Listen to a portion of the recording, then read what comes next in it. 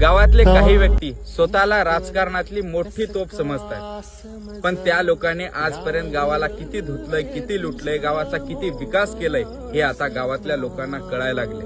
म्हणून यावेळेस त्यांनी नवीन कट कारस्थान रचतायत की एखादा नवीन माणूस पुढे करावं आणि त्याच्या मागणं सूत्र आपण हलवावं.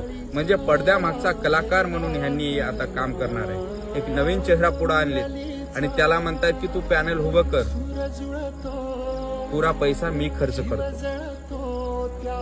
पण हे आता गावातल्या लोकांनी समजून घ्यायला पाहिजे की तोही माणूस हाही माणूस विरोधक नाही, पण ह्यांनी मागून सूत्र हलवणार आहेत. तो फक्त पुढे पॅनल उभं करण्यासाठी आणि त्यांचीच परत सत्ता आणण्यासाठी हे कट कारस्थान रचतायत.